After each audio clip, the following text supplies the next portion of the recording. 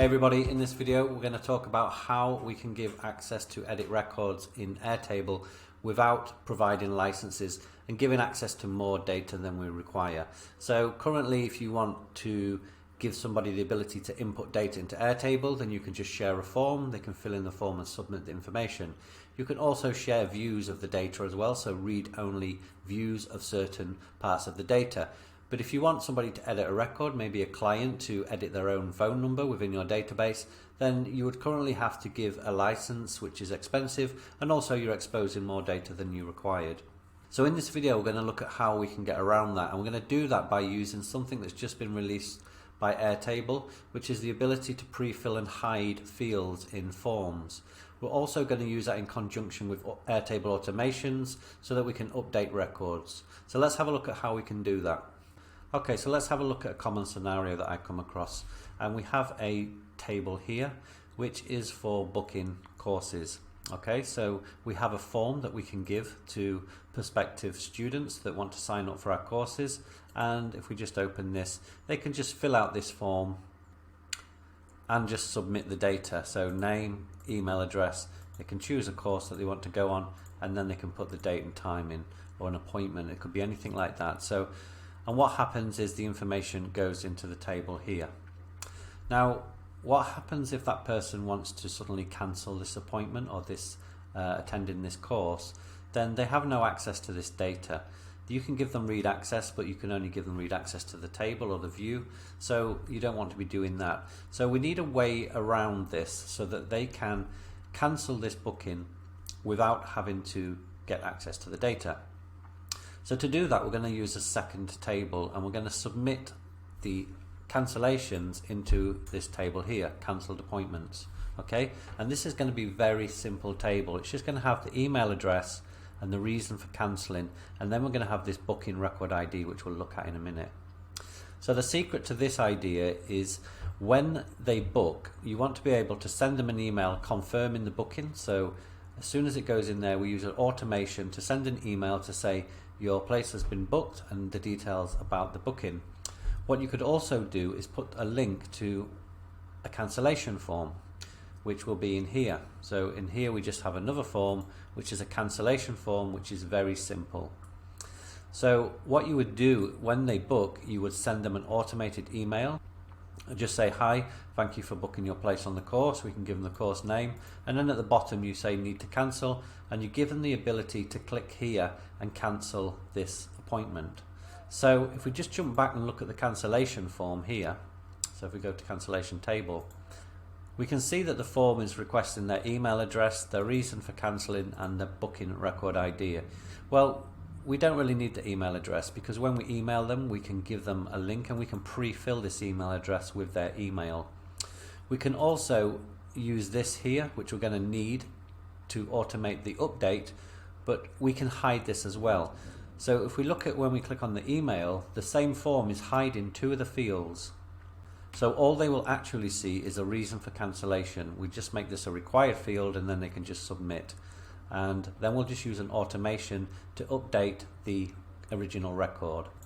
So let's have a look at how we do that.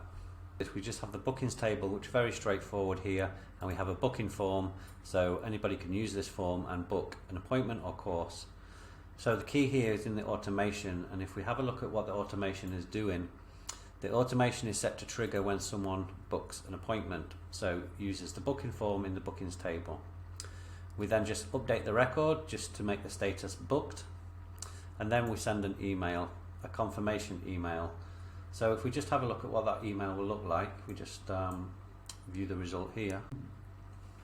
So the email will be sent to them just telling them that they have been confirmed and they have a place, and then the option here to need to cancel, and a link here that they can click on.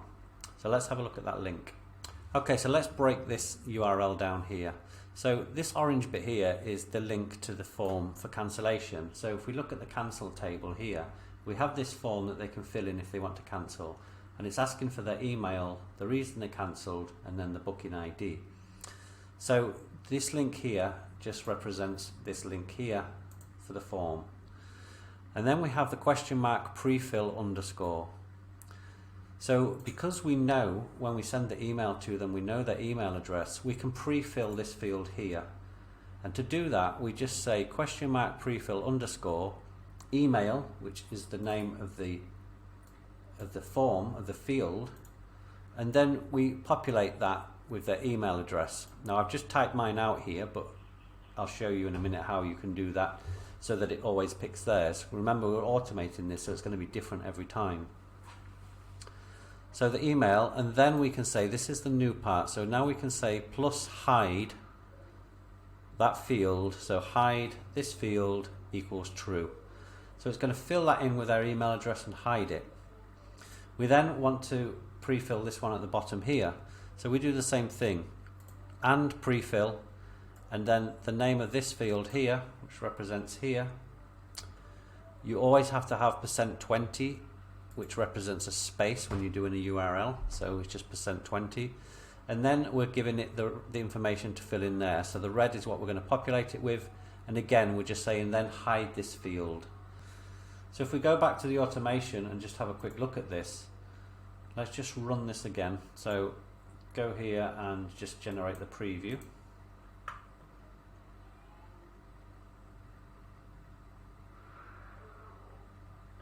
And if I click on this here now, what you will see is just one box, which will be the reason.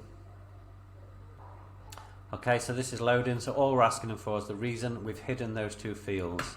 Now let's just go back to here and see how we're doing that.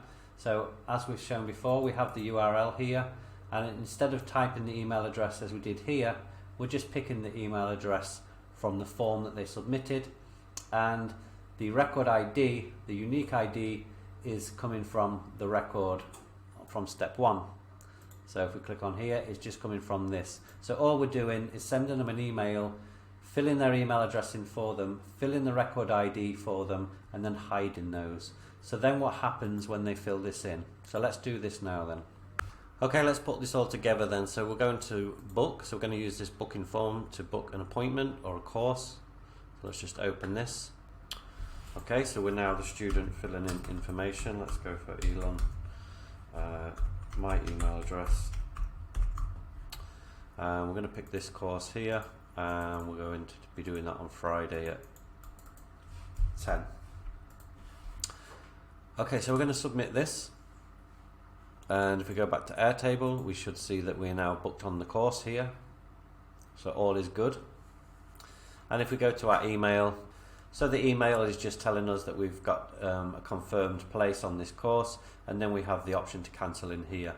So remember as well that this link here could be on the day before reminders, week before reminders. So every email you send them as you're drip feeding as the course gets closer, then just include this.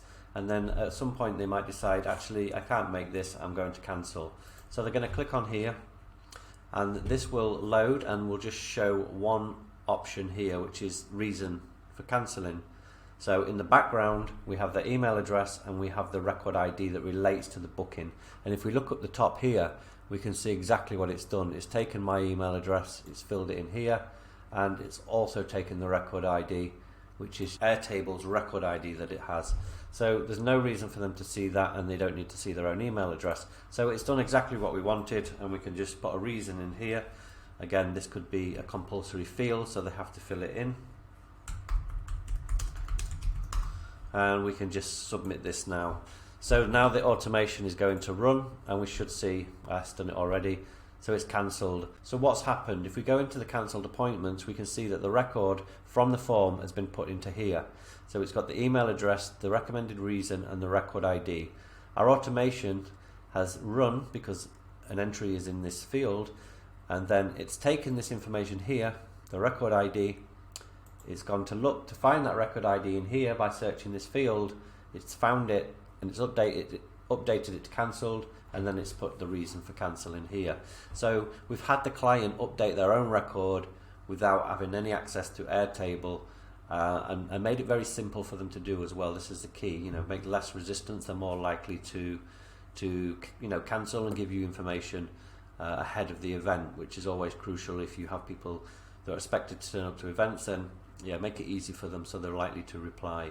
So that's the process. I hope it's been useful. If you have any questions, feel free to reach out and contact me, and thank you for listening.